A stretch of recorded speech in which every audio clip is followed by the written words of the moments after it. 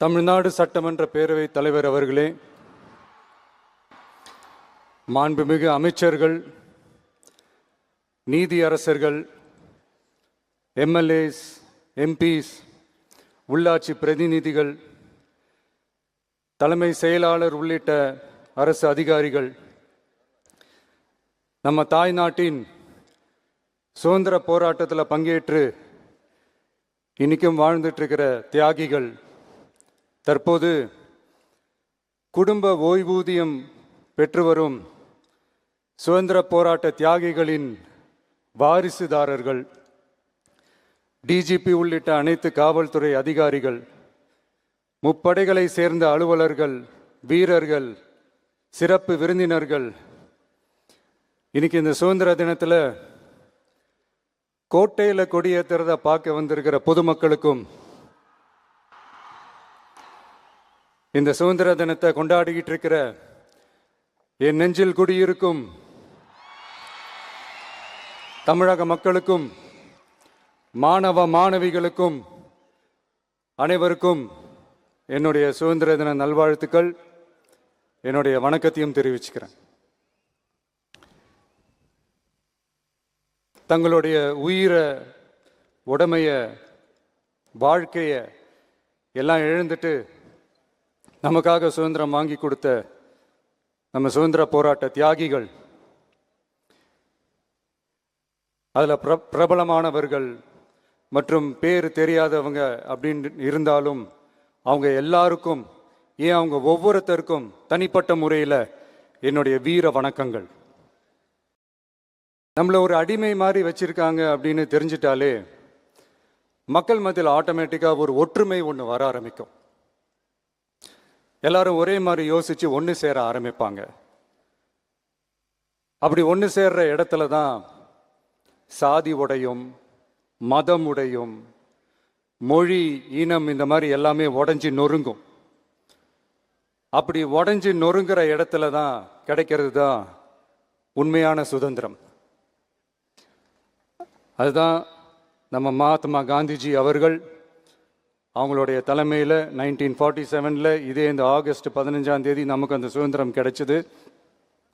இன்னைக்கு நம்ம எல்லாரும் அந்த சுதந்திரத்தை கெட்டியாக பிடிச்சிக்கிட்டு படிப்படியாக டெவலப் ஆகி வந்துக்கிட்டே இருக்கிறோம். அந்த டெவலப்மெண்ட்ஸை அடுத்தடுத்த கட்டத்துக்கு கொண்டு போக வேண்டியது நம்ம எல்லாருடைய ஒரு கடமையும் கூட. நேரத்தில் நம்ம தமிழ்நாட்டை லஞ்சத்திலேருந்து, ஊழல்லேருந்து காப்பாற்றுறதும் ஒரு மிகப்பெரிய ஒரு விடுதலைக்கு சமமான ஒரு விஷயந்தான். அதை நோக்கி தான் நம்ம அரசும் செயல்பட்டுக்கிட்டு வந்துக்கிட்டு இருக்கு.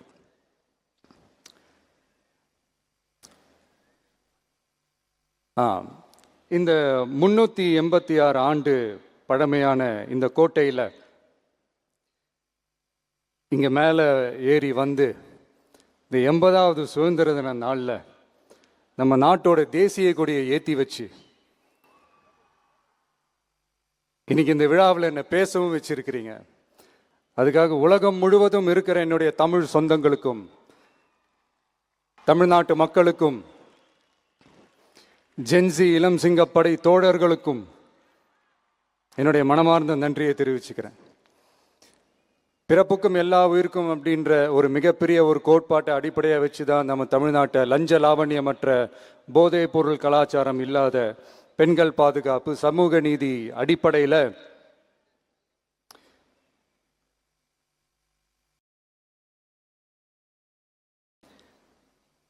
ஒரு வெளிப்படையான, ஒரு உண்மையான, ஒரு நேர்மையான ஒரு நிர்வாகமாக இதை நாம் செயல்பட்டுக்கிட்டு வந்துக்கிட்டு இருக்கிறோம். பொது வாழ்வில் சமரசம் இருக்கவே கூடாது. மக்கள் நலன் தான் மிக மிக முக்கியமான ஒரு விஷயம். அந்த அடிப்படையில் தான் தமிழக வெற்றி கழக அரசு செயல்பட்டுக்கிட்டு வந்துக்கிட்டு இருக்கோம். அதே அடிப்படையில் தான் மக்கள் நலன் சார்ந்த திட்டங்கள்லையும் நம்ம சென்ட்ரல் கவர்மெண்ட்டோட நிர்வாக ரீதியாக ஒத்துழைப்போட இருக்கிறோம். But at the same time நம்ம தமிழ்நாடு கொள்கைகள்னு வந்துட்டா மாநில உரிமைகளுக்கு எதிரான முடிவுகள்லையும் சரி, தமிழ்நாட்டுக்கு எதிரான கொள்கை முடிவுகள்லையும் சரி, நம்ம டிவிகே அரசு எப்பவுமே எதிர்க்கும். அதில் எந்த மாற்று கருத்துமே கிடையாது. அதே மாதிரி இதுக்கு முன்னாடி நிறையா திட்டங்கள்லாம் கொண்டு வந்திருக்காங்க.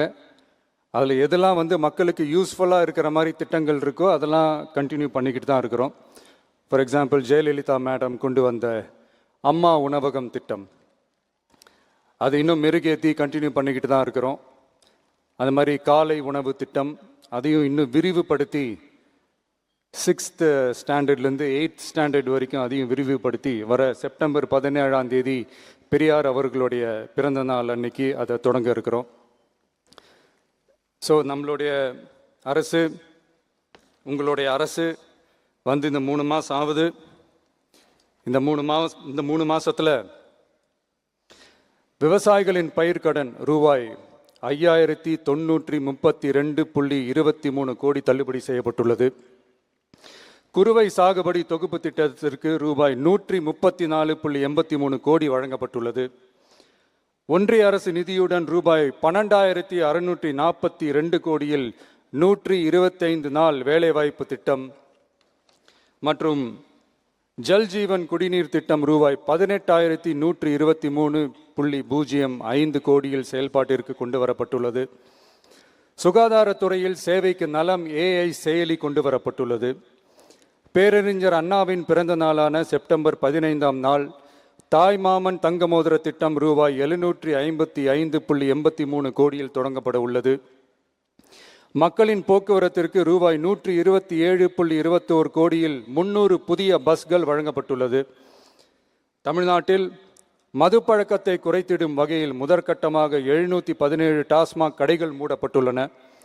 வெளிப்படையான நிர்வாகத்திற்காக நவீன தொழில்நுட்பத்தை பயன்படுத்தி கணினி மயமாக்கப்பட்ட நிர்வாகம் செயல்பாட்டில் உள்ளது. முன்னெப்போதும் இல்லாத ஆளில்லா பத்திரப்பதிவு செயல்பாட்டிற்கு கொண்டு வரப்பட உள்ளது. கோயில் நிலங்கள் கணக்கெடுக்கப்பட்டு அனைவருக்கும் தெரியுமாறு ஆன்லைனில் ஏற்றப்படுகிறது. வருவாய்த்துறையில் அனைத்து சான்றிதழ்களும் 15 தினங்களுக்குள் வழங்கப்படுகிறது.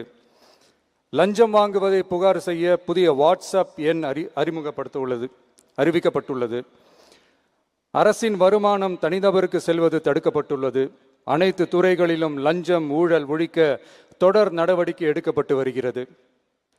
கனிம பயன்பாடு முறைப்படுத்தப்பட்டு நவீன தொழில்நுட்ப உதவியுடன் விநியோகிக்கப்படுகிறது. சட்டம் ஒழுங்கு தீவிரமாக கண்காணிக்கப்பட்டு பராமரிக்கப்பட்டு வருகிறது. ஜூன் மாதம் 29-30ஆம் தேதியில் நடந்த மாவட்ட ஆட்சியர் மற்றும் காவல் கண்காணிப்பாளர் மாநாட்டில் சட்டம் ஒழுங்கு பிரச்சனையில் கடுமையான நடவடிக்கை எடுக்க உத்தரவு போட்டிருக்கிறோம். அரசு சொல்லியிருக்கிறோம். மக்களை அலைய விடக்கூடாது, கோரிக்கைகளை நல்லபடியாக ஆராய்ஞ்சு சரியான வழியில் தீர்வை தர சொல்லியிருக்கிறோம். சுதந்திர போராட்ட தியாகிகள் தங்கள் உயிரை தியாகம் செஞ்சு கிடைச்ச சுதந்திரம் மிக சிலருக்கான சுதந்திரமாக மட்டும் இல்லாமல் ஒவ்வொரு இந்திய குடிமகனுக்கும் சுய மரியாதை, சம உரிமை, சம வாய்ப்பு மற்றும் கண்ணியமான வாழ்க்கையை வழங்கும் உண்மையான மக்கள் சுதந்திரமாக இருக்கணுங்கிறதே எல்லாரோட மிகப்பெரிய எதிர்பார்ப்பாக இருக்குது. அதை நிறைவேற்றுற பொறுப்பும் நம்மளோடது தான். தமிழ்நாட்டு மக்களோட இணைஞ்சு தமிழகத்தை இந்தியாவின் முன்மாதிரி மாநிலமாகவும் உலக அளவில் வளர்ந்த நாடுகளுக்கு இணையா தமிழ்நாட்டு பொருளாதாரத்தை 2036 ஆண்டுக்குள் $1.5 trillion உயர்த்திட நாம உறுதியேற்போம். மக்களே, எல்லாரும் ஓட்டு போட்டுட்டோம். உங்க அண்ணனை, உங்க தம்பிய, உங்க பிள்ளைய எல்லாரும் ஜெயிக்க வச்சு முதலமைச்சரா ஆக்கிட்டோம். அதனால நம்ம கடமையெல்லாம் முடிஞ்சிருச்சுன்னு சொல்லி யாரும் ஒதுங்கி போயிடாதீங்க. இனிமே தான் நீங்க நம்மளோடவே கூடவே இருக்கணும். உறுதியா நம்ம அரசோடவே கூட இருக்கணும். அப்பதான் உங்களுக்காக இருக்கிற எல்லா நல்ல திட்டங்களையும் என்னால் செயல்படுத்த முடியும். 8 கோடி பேரோட அந்த பிரதிநிதி தான் முதலமைச்சர் பதவின்னு சொல்லுவாங்க. அதனால தான் சொல்றேன், மக்கள் தான் ஆட்சியாளர்கள். இங்க நான் எல்லாருமே, அங்க இருக்கிறவங்க எல்லாருமே மக்களோட சர்வன்ட்ஸ். அப்படிதான் நான் அதை பார்க்குறேன். ஸோ வாங்க எல்லாருமா சேர்ந்து நம்ம கடமையை சேர்ந்து செய்வோம்.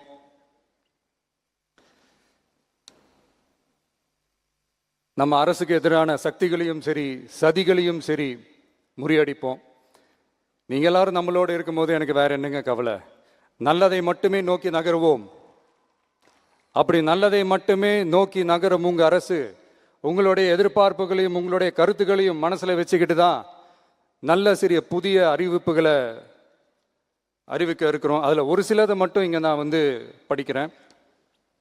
ஒன்று, தாய்நாட்டிற்காக தன்னலமற்ற தியாகம் செய்து நமது நாட்டின் பாதுகாப்பிற்காக அரும்பாடுபட்ட முன்னாள் படை வீரர்களின் நலன் கருதி அவர்களது 2 மகள்களுக்கும் வழங்கப்படும் திருமண நிதி உதவி 25,000 ரூபாயிலிருந்து 50,000 ரூபாயாக உயர்த்தி வழங்கப்படும்.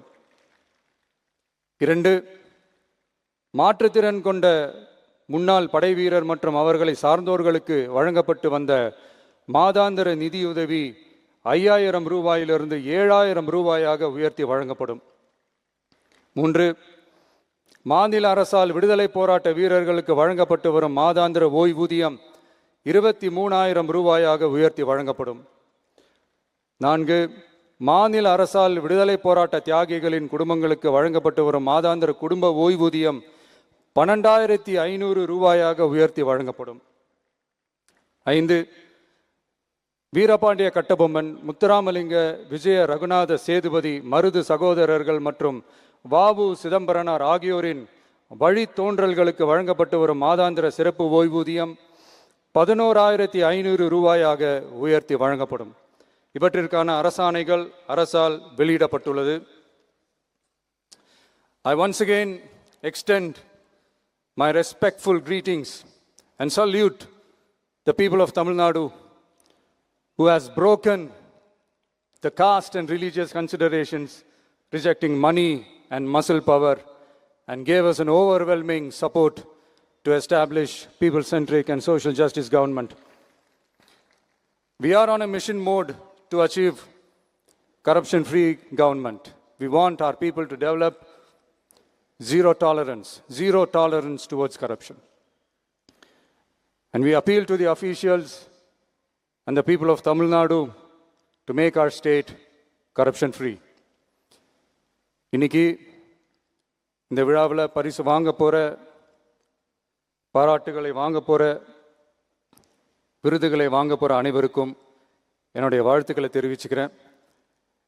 இந்த விழாவை ரொம்ப அழகாக ஏற்பாடு செஞ்ச பொதுத்துறை செயலாளர் அவர்களோடு சேர்ந்து அலுவலர்களுக்கும், காலையிலேயே இந்த ப்ராக்டிஸ் பண்ணி சிறப்பான பரேட் நடத்திய காவல்துறை நண்பர்களுக்கும், இந்த விழாவை ரொம்ப பாதுகாப்பாக நடத்திய காவல்துறை அதிகாரிகளுக்கும், ஊடகத்துறை நண்பர்களுக்கும், சமூக ஊடகத்துறை நண்பர்களுக்கும் என்னுடைய மனமார்ந்த நன்றியை தெரிவிச்சுக்கிறேன். கான்ஃபிடென்ட்டாக இருங்க, நல்லதே நடக்கும், வெற்றி நிச்சயம். மீண்டும் சந்திக்கும் வரை நன்றி, வணக்கம்.